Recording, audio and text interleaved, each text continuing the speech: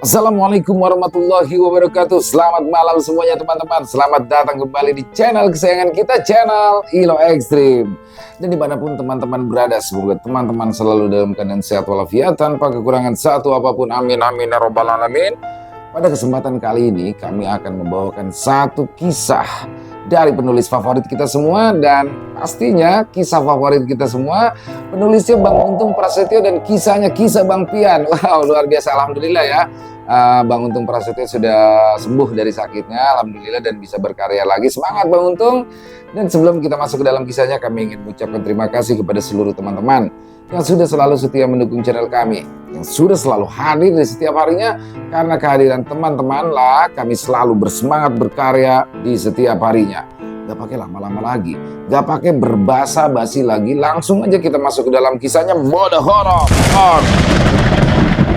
Kisah Bang Pian dan Ardi di Gunung Kidul.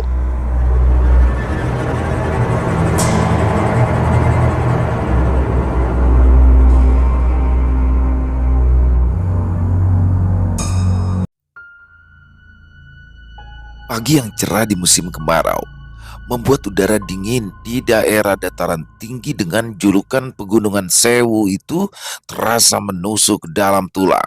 Namun, walaupun begitu, aroma dari asap kayu bakar yang menjadi bahan bakar utama untuk memasak di setiap dapur dari rumah-rumah yang ada di sana membuat suasana berbeda yang mungkin tidak ditemukan di daerah lainnya. Serta ramanya para penduduk desa yang memiliki kepedulian tinggi antara satu sama lain itu mampu menghangatkan dinginnya udara segar di daerah tersebut. Gunung Kidul adalah sebuah kabupaten di daerah istimewa Yogyakarta yang berada di kawasan Pegunungan Sewu. Daerah berupa bukit-bukit dengan bebatuan kapur itu secara geografis berada di bagian tenggara dari daerah istimewa Yogyakarta, yang di bagian selatannya berbatasan langsung dengan Samudra Hindia atau yang lebih dikenal dengan Laut Selatan. Sekitar pukul 4:30 pagi, Ardi dan Bang Pian tiba di sebuah desa tempat Prapto tinggal. Sebuah desa yang berada lumayan jauh dari jalan raya utama daerah tersebut. Masih terlihat sangat-sangat sepi. Waktu tempuh dari jalan raya utama pun memakan waktu sekitar 30 menit lebih untuk bisa dapat sampai di rumah Prapto yang memiliki halaman sangat luas itu.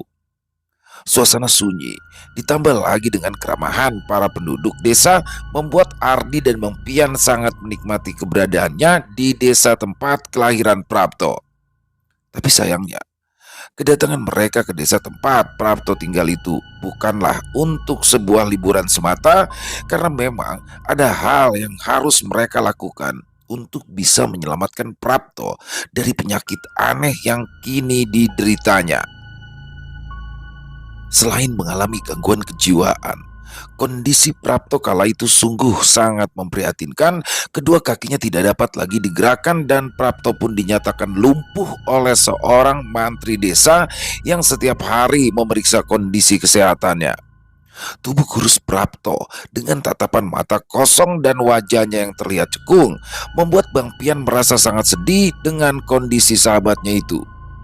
Dan yang membuat Bang Pian lebih khawatir lagi saat itu adalah Prapto mulai meracau dan berteriak-teriak seperti orang yang sedang kerasukan.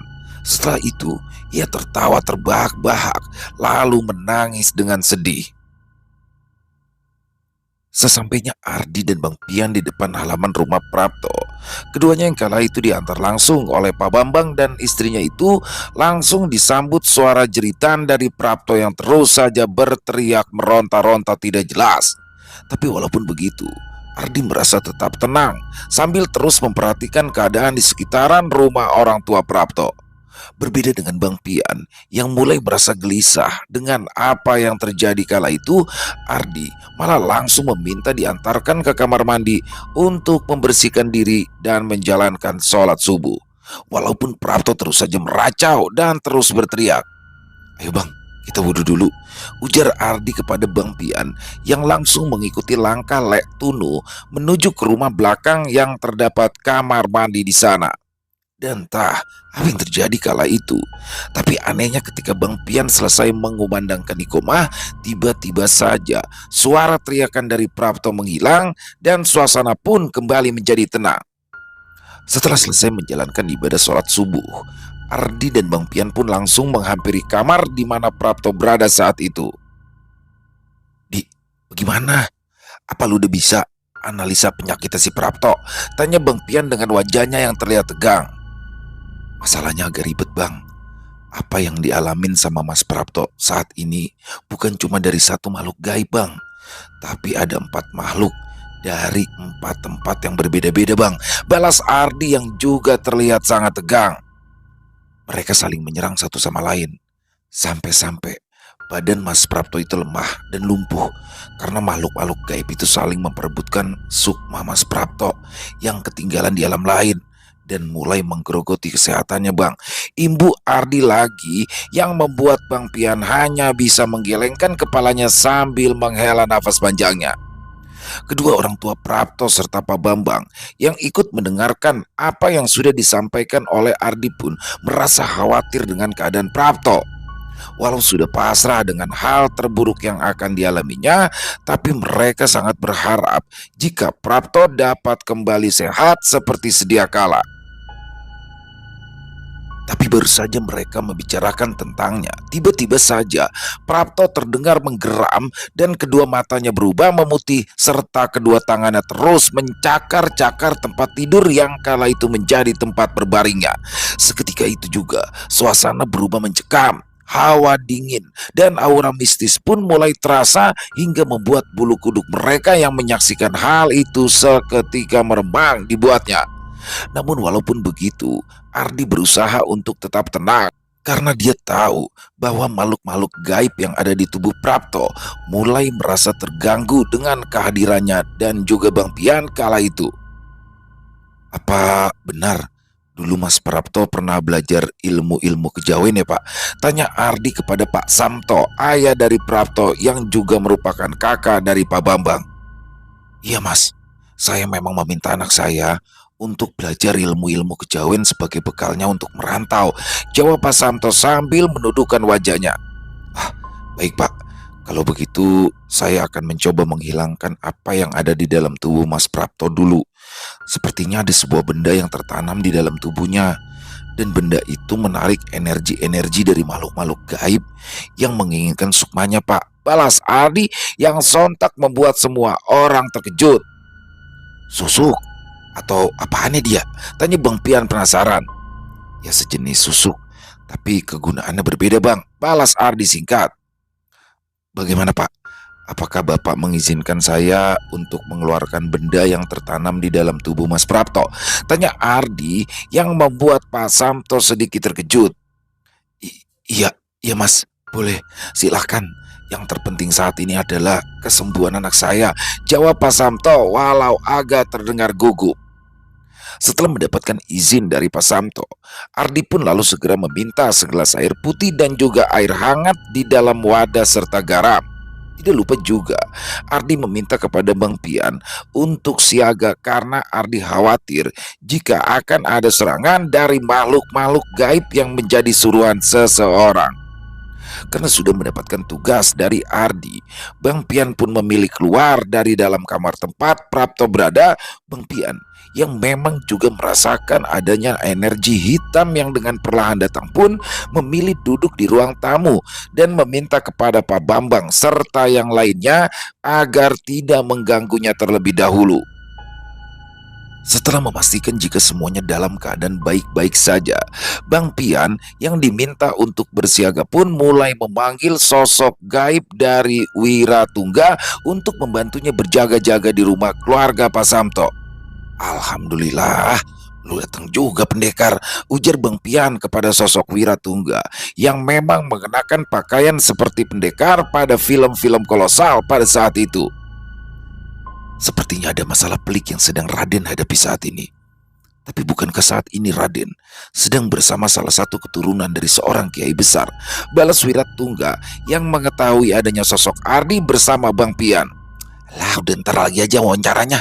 Sekarang lu bantuin gua aja ya, balas Bang Pian tegas.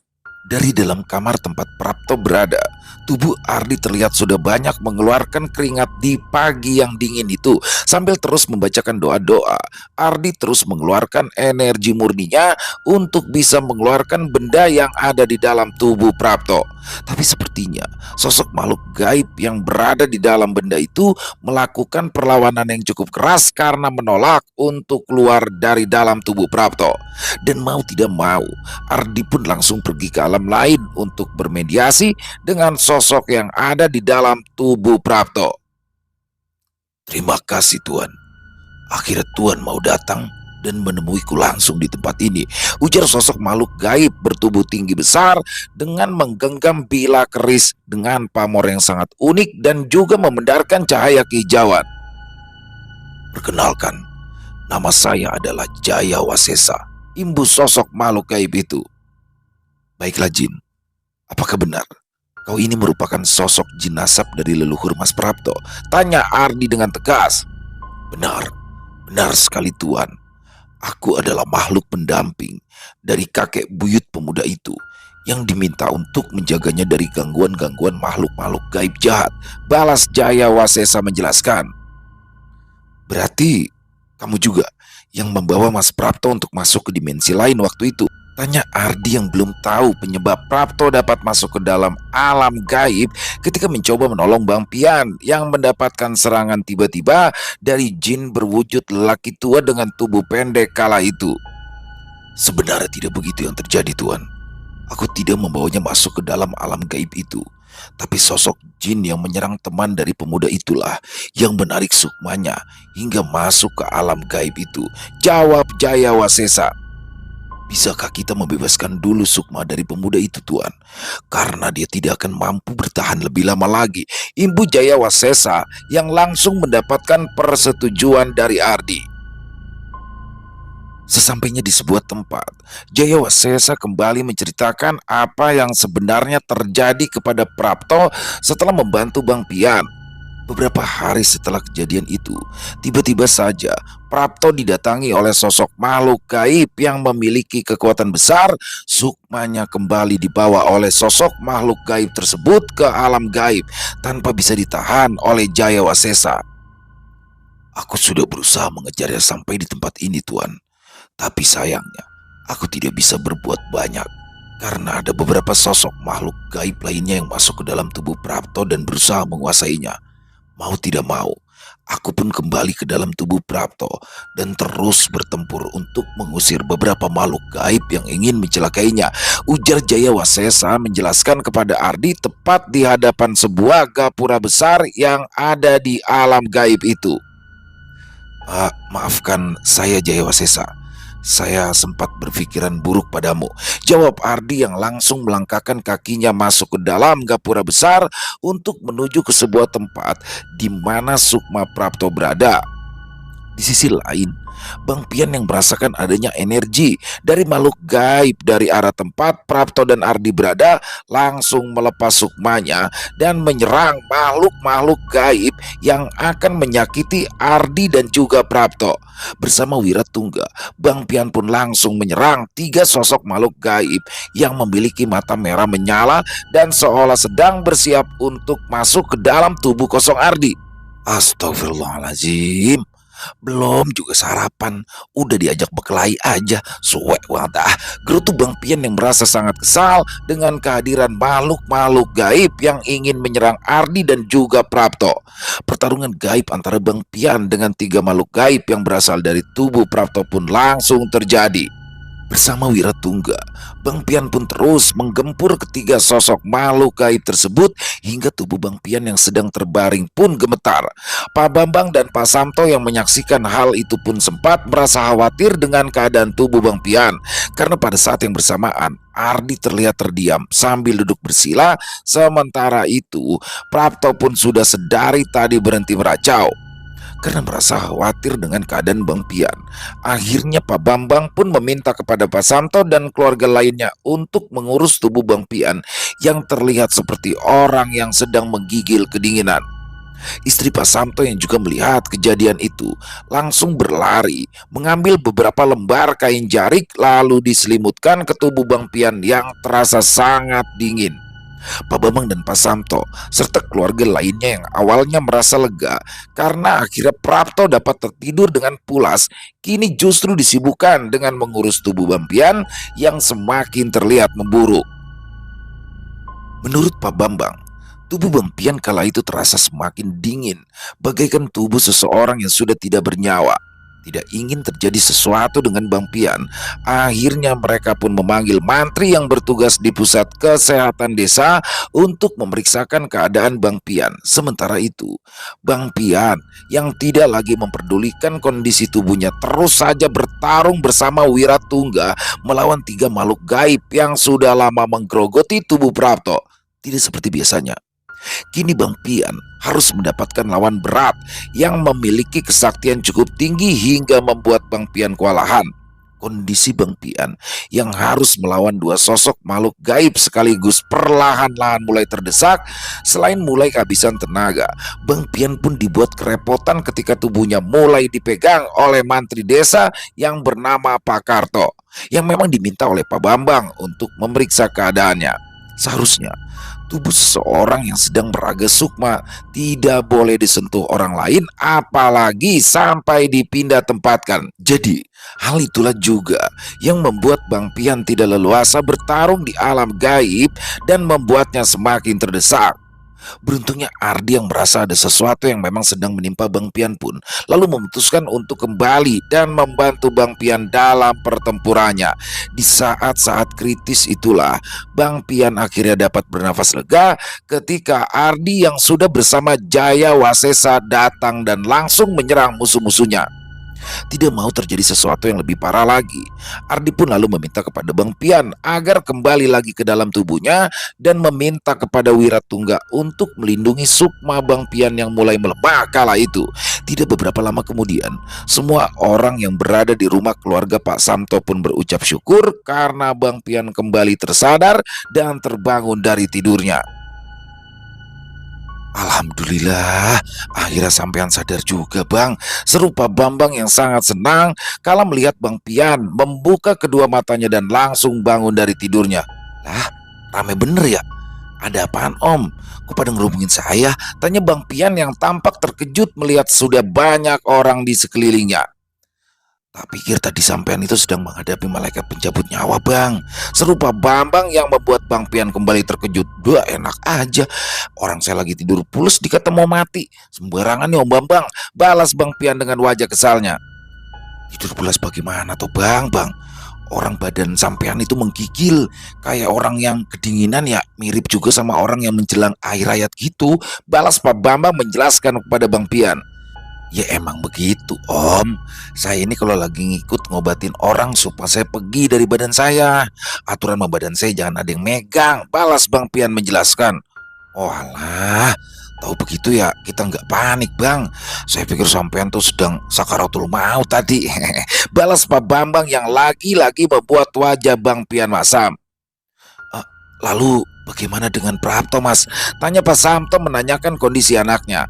Tadi adik saya lagi tempur sama demit-demit yang ada di badan Prapto. Nah, sekarang mendingan kita doain sama-sama ya supaya si Ardi itu adik saya bisa ketemu sama sukmanya Prapto yang udah dibawa pergi sama salah satu makhluk gaib yang ada di badannya. Balas Bang Pian yang membuat keluarga Prapto kembali merasa khawatir.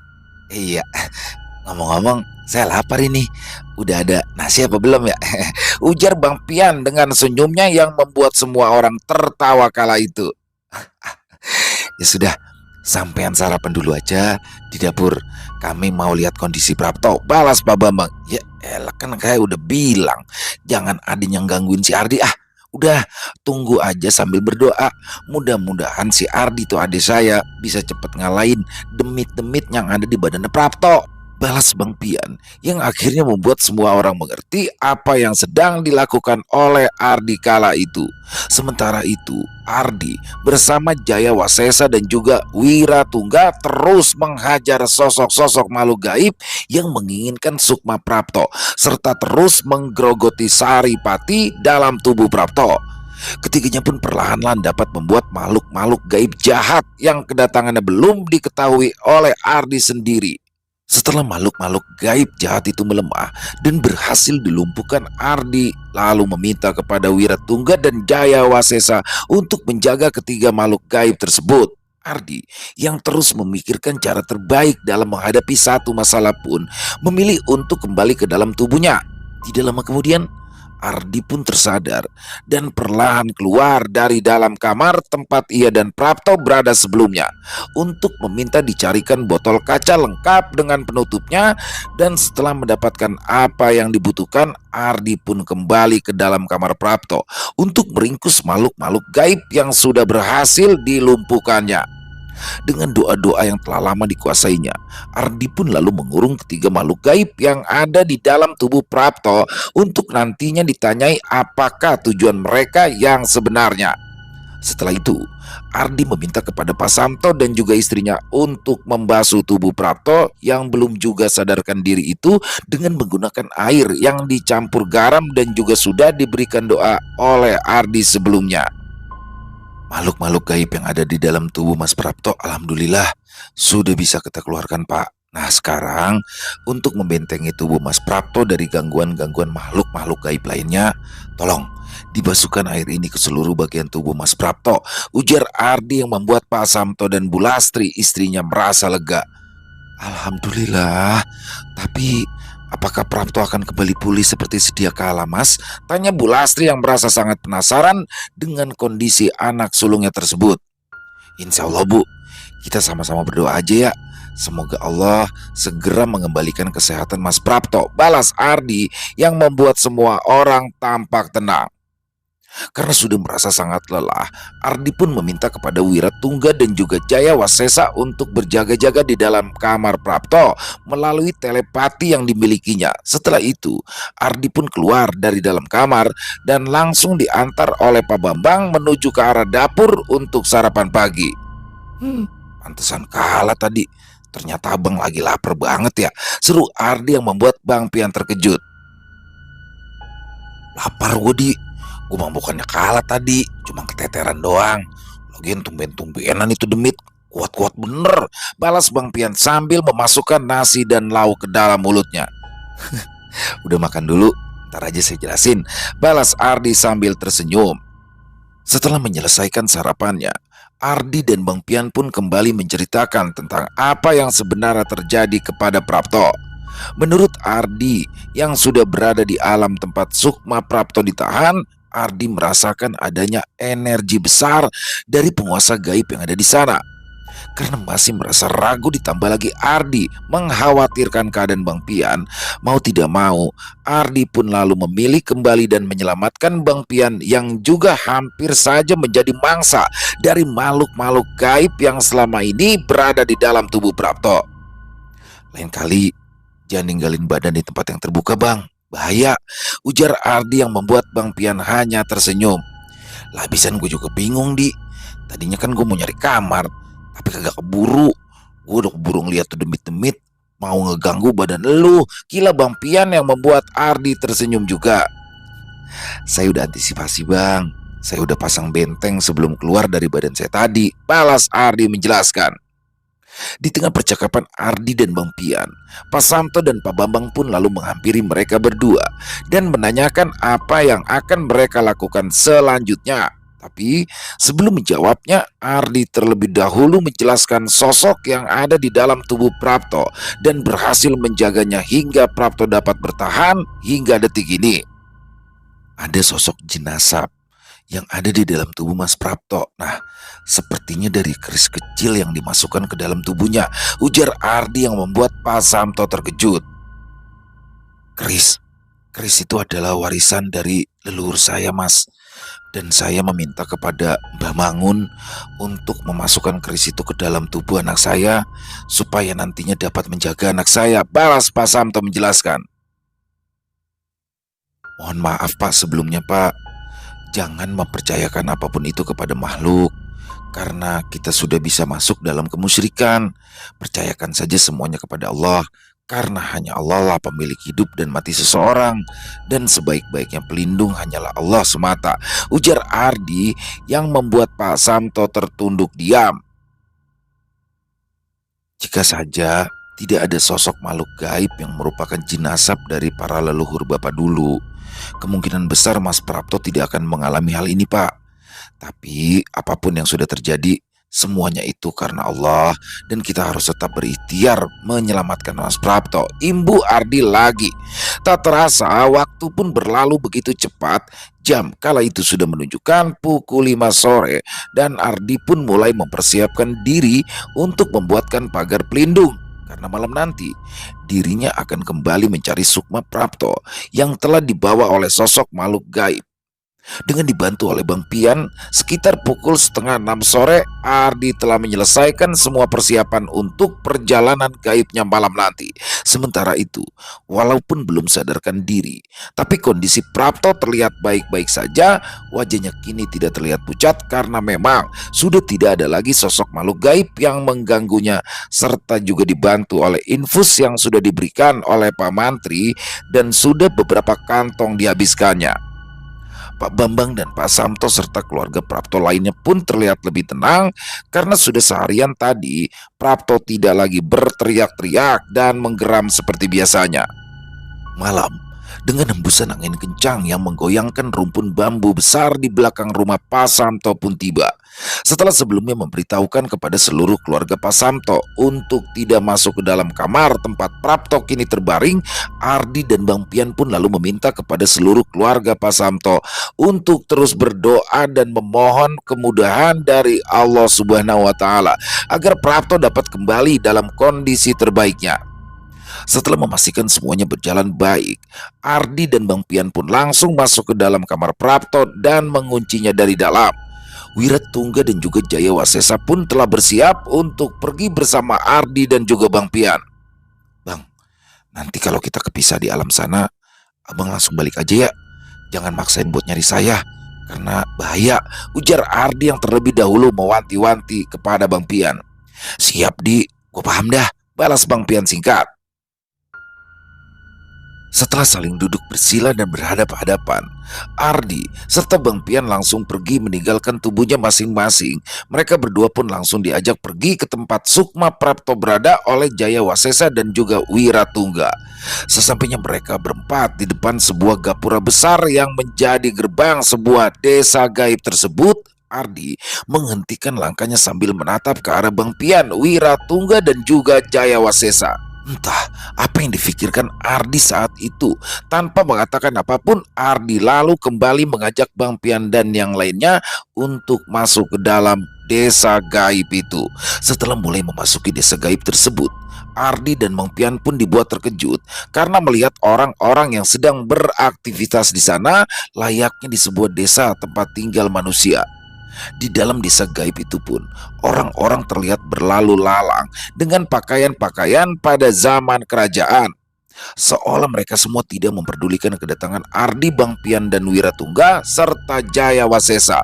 Orang-orang yang berada di tempat itu pun terlihat terus beraktivitas seperti biasanya.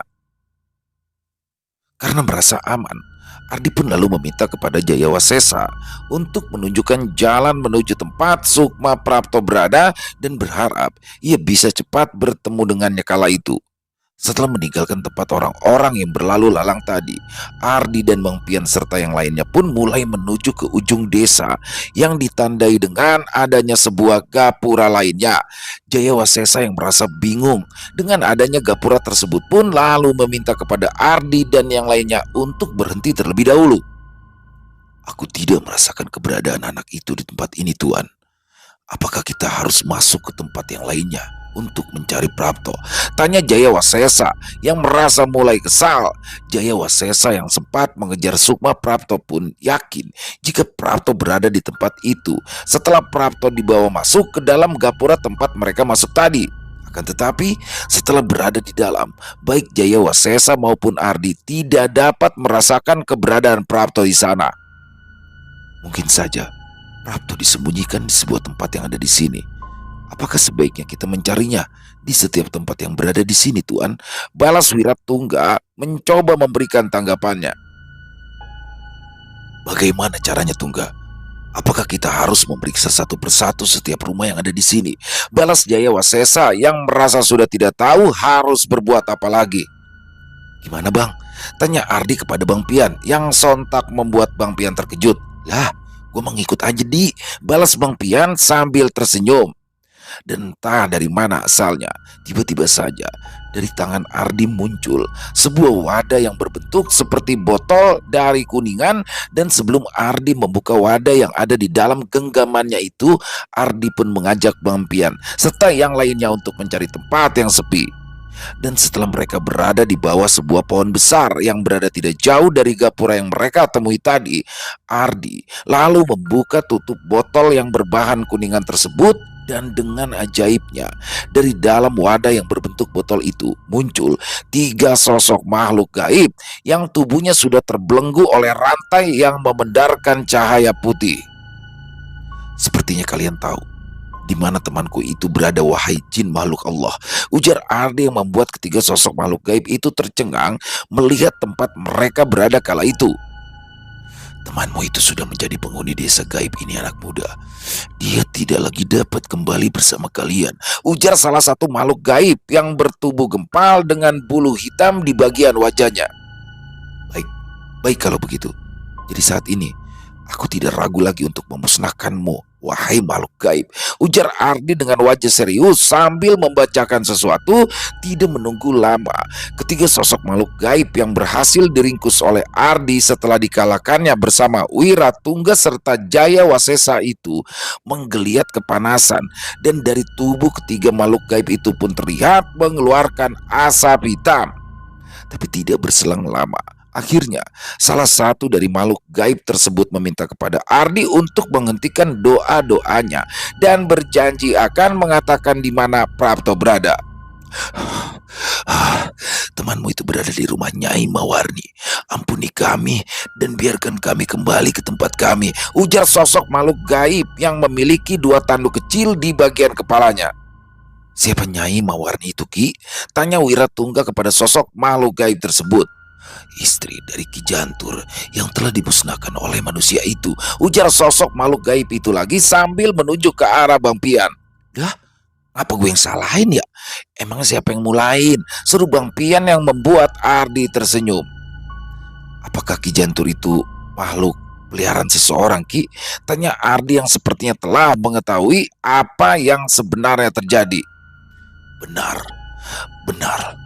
Ki Jantur adalah jin perewangan milik Kosim yang telah dihabisi pemuda itu dengan golok kembarnya, jawab sosok makhluk gaib itu menjelaskan sambil kembali menunjuk ke arah Bang Pian. Ya, saya mengerti sekarang apa yang sedang terjadi. Dan sekarang tunjukkan kepada saya di mana rumah Nyai Mawarni, Ki. Dan saya berjanji akan melepaskan kalian bertiga, balas Ardi dengan tegas. Sesampainya di sebuah rumah sederhana dengan dinding yang terbuat dari bilik bambu dan atap dari genting tanah yang berwarna merah kehitaman itu, 3 sosok makhluk gaib itu pun langsung memanggil Nyai Mawarni. Tapi setelah beberapa kali memanggilnya, tidak ada seorang pun yang keluar dari rumah itu. Hingga tanpa disadari oleh Ardi maupun Bang Pian, tiba-tiba saja datang makhluk-makhluk gaib yang jumlahnya sangat banyak. Dengan sangat cepat keberadaan Ardi, Bang Pian dan juga Jayawasesa serta Wiratungga pun sudah terkepung. Kalian pikir dengan jumlah kalian yang banyak ini dapat dengan mudah mengusir kami, Nyai? Seru Ardi yang membuat Bang Pian dan Wiratungga serta Jayawasesa terkejut. Saya datang untuk meminta Sukma teman saya secara baik-baik. Tapi jika kalian menginginkan peperangan, maka saya pun akan siap menghadapinya, imbu Ardi dengan tegas. Apa? Apa yang kalian berempat lakukan di sini, anak muda? Selamat datang di desa kami dan selamat bergabung menjadi warga baru di desa kami ini. Ujar Nyai Mawarni yang muncul dari balik makhluk-makhluk gaib yang terlihat sangat berbahaya itu. Kalian tidak akan pernah bisa kembali lagi ke dunia kalian. Sebaiknya kalian menyerah saja demi kebaikan kalian sendiri tentunya. Imbus sosok perempuan tua yang dari tubuhnya memendarkan cahaya kemerahan. Entah apa yang dilakukan oleh Ardi saat itu. Dengan kedua matanya yang terpejam, Ardi pun mulai membacakan doa-doa yang telah dihafalnya untuk meminta pertolongan dari Allah. Tidak lama kemudian, angin kencang pun datang di tempat Ardi dan Bang Pian serta yang lainnya berada. Hembusan angin pun bertambah kencang dengan diiringi kilatan cahaya petir di atas langit yang menghitam dan disusul oleh suara gemuruh dan juga suara gelegar petir yang saling bersahutan. Makhluk-makhluk yang sangat banyak yang kali itu sedang mengepung Ardi, Bang Pian, Wiratungga serta Jaya Wasesa itu pun lalu pergi berhamburan dan lari tunggang langgang. Tidak berselang lama, muncul kabut tebal dari arah Ardi dan Bang Pian tadi datang, dan setelah itu muncul tiga sosok laki-laki tua yang salah satunya adalah kakek Abdullah yang selama ini sudah membimbing Ardi dalam mengasah ilmu-ilmu yang dimilikinya. Assalamualaikum, ujar kakek Abdullah yang tentu saja disambut senyum hangat oleh Ardi dan juga Bang Pian. Waalaikumsalam warahmatullahi wabarakatuh, jawab Ardi dan Bang Pian bersamaan. Alhamdulillah, kakek berkenan hadir, ujar Ardi yang langsung meraih tangan kakek Abdullah dan menciumnya. Hal yang sama pun dilakukan oleh Bang Pian yang saat itu merasa lega karena dengan kedatangan sosok kakek Abdullah dan kedua sosok makhluk gaib berwujud laki-laki tua itu membuat pertempuran gaib pun pastinya urung terjadi. Maafkan kedua cucuku itu, Nyai. Kedatangan mereka ke sini memang hanya untuk mengambil sukma dari temannya yang telah lama kau tahan di tempatmu, Nyai, ujar sosok kakek Abdullah yang membuat wajah Nyai Mawarni semakin merah karena menahan amarahnya. Aku hanya ingin menjadikan pemuda yang sedang aku tahan itu sebagai umpan saja, Kiai. Karena aku yakin orang yang telah menghabisi suamiku itu akan datang ke tempat ini untuk menyelamatkannya, balas Nyai Mawarni dengan wajahnya yang terlihat sangat kesal. Aku sendiri sudah tahu tentang sosok jin yang kau sebut sebagai suamimu itu, Nyai. Dia adalah makhluk perewangan yang membantu seseorang untuk berbuat jahat dan bahkan menyakiti orang lain, balas kakek Abdullah dengan tenang. Aku tidak akan meminta untuk yang kedua kalinya, Nyai. Sekarang, lepaskanlah sukma pemuda itu dan biarkanlah mereka semua kembali ke alamnya, imbuk kakek Abdullah lagi. Mendengar ancaman dari sosok kakek Abdullah, Nyai Mawarni pun langsung meminta kepada bawahannya untuk membawa sukma Prapto ke tempat mereka berada. Dan setelah melepaskan belenggu yang mengikat kedua kaki Prapto, Nyai Mawarni pun langsung berlalu pergi meninggalkan kakek Abdullah, Ardi, Bang Pian dan yang lainnya tanpa sepatah kata pun. Sekarang, kembalilah ke dunia nyata, Cuk. Kalian sudah sangat lama sekali berada di alam ini, ujar kakek Abdullah yang langsung berpamitan pergi kepada Ardi, Bang Pian dan juga Wiratungga serta Jaya Wasesa. Setelah semua urusan di desa gaib itu selesai, Ardi pun lalu mengajak Bang Pian dan Prapto serta Wiratungga dan juga Jaya Wasesa untuk kembali lagi ke dunia nyata. Dan tidak lama berselang, Ardi, Bang Pian dan juga Prapto pun kembali tersadar dan kembali berada di dalam kamar Prapto. Alhamdulillah, Alhamdulillah Pak, Bu, aku pulang, seru Prapto yang terlihat sangat senang sekali pada saat itu. Karena tidak sabar ingin segera melihat keadaan Prapto, Pasamto dan juga istrinya pun mulai mengetuk pintu kamar Prapto dengan sigap. Ardi pun langsung berdiri dan membukakan pintu kamar tersebut. Dan setelah itu, ia langsung membantu Bang Pian untuk berdiri. Gimana Bang, aman kan? Tanya Ardi yang terlihat khawatir dengan kondisi Bang Pian. Aman, tapi gue lapar, Di, celetuk Bang Pian yang membuat Ardi tertawa. Isak tangis haru pun mulai terdengar dari Pak Samto serta istrinya dan juga beberapa keluarga yang lain. Mereka semua merasa sangat bersyukur karena Prapto dapat kembali tersadar dan dapat menggerakkan bagian tubuhnya yang sudah beberapa hari lemas itu. Berkali-kali juga Pak Samto serta Pak Bambang terus mengucapkan terima kasih kepada Ardi dan Bang Pian karena mereka berdua telah berhasil menyelamatkan Prapto. Terima kasihnya sama Allah aja Pak, Bu. Karena atas izinnya Mas Prapto dapat kembali sehat seperti sedia kala, ujar Ardi yang langsung disambut pelukan hangat dan derai air mata oleh Pak Samto. Tolong, tolong hilangkan semua yang ada di dalam tubuh anak saya ini, Mas. Saya tidak ingin ada kejadian seperti ini lagi yang menimpa Prapto, ujar Pak Samto sambil mengusap air matanya. Insya Allah, setelah ini Mas Prapto akan dapat bertemu dengan sosok makhluk gaib yang memang menjadi warisannya, Pak. Karena sosok yang berwujud keris itu sudah merasa cocok dengan Mas Prapto sendiri, balas Ardi dengan tegas. Tapi apa tidak berbahaya bagi Prapto, Mas? Tanya Pak Samto yang masih sangat mengkhawatirkan kondisi anaknya. Insya Allah nggak apa-apa, Pak. Nanti pelan-pelan biar Bang Pian yang mengajarkan amalan-amalan khusus agar Mas Prapto dapat mengendalikan kemampuan mata batinnya, Pak. Balas Ardi sambil tersenyum. Ya, gua lagi anjing kena. Udah Prapto belon banget orangnya. Susah diajarinnya. Seru Bang Pian yang membuat Ardi, Pak Samto dan juga Pak Bambang tertawa mendengarnya. Setelah semua permasalahan selesai dan kondisi Prapto pun perlahan pulih kembali, Pak Bambang pun mengajak Ardi dan Bang Pian ke sebuah pantai yang berada di daerah Gunung Kidul. Pantai yang masih sangat indah dan belum banyak dikunjungi oleh wisatawan itu sungguh membuat Ardi dan Bang Pian merasa bagaikan sedang berada di pulau lain. Wah, gak nyangka ya, di Gunung Kidul ada aja pantai yang indah banget kayak begini, di ujar Bang Pian yang mulai berenang di tepian pantai yang ombaknya tidak terlalu besar itu. Om, Om Bambang, ini namanya pantai apaan ya? Cakep bener dah.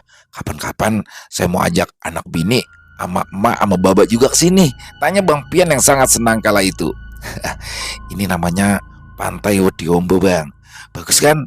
Balas Pak Bambang sambil mengacungkan dua jempol tangannya. Saat kedatangan Bang Pian dan Ardi ke Gunung Kidul kala itu belumlah banyak terdapat pantai tempat wisata. Selain baru ada Pantai Wedi Ombo dan juga ada Pantai Krakal, Kukup dan Baron, belum ada tempat wisata lainnya seperti Goa Pindul dan yang lainnya lagi. Akan tetapi saat ini di daerah Gunung Kidul sendiri terdapat banyak sekali pantai yang sangat indah dan masih sangat bersih sekali. Tidak salah jika Gunung Kidul yang pernah mendapatkan predikat sebagai kabupaten termiskin di Indonesia itu kini sudah berganti wajah menjadi surga wisata dengan banyaknya pantai baru yang sangat indah dan juga beragam wisata lainnya. Serta jalur lingkar selatannya yang semakin memudahkan akses menuju ke daerah berjuluk Pegunungan Sewu itu. Kisah ini diceritakan oleh Bang Pian, Ardi dan juga Prapto yang merupakan petualangan pertama bagi Prapto yang harus berhadapan langsung dengan sosok makhluk gaib dan hampir saja menjadi salah satu penduduk di desa gaib tempat Nyai Mawarni berada. Salam dari Prapto, salam dari Gunung Kidul, Handayani. Selesai, wow, luar biasa. Kisah dari Untung Prasetyo, terutama kisah Bang Pian ini selalu saja seru, selalu ada kocaknya, ada komedinya. Tapi memang kali ini agak-agak sedikit ya untuk dialek Bang Piannya, karena memang fokus utama dari mereka berdua adalah demi kesembuhan daripada Prapto. Jadi luar biasa di sini. Buat teman-teman mungkin yang masih bingung kenapa sih Prapto bisa begini, jadi di episode sebelumnya, dua episode sebelumnya ya, ini Prapto nih pada awalnya pengen nolongin Bang Pian, tapi tanpa sengaja dia masuk alam gaib. Nah setelah itu ketika kembali Prapto jadi seperti ini.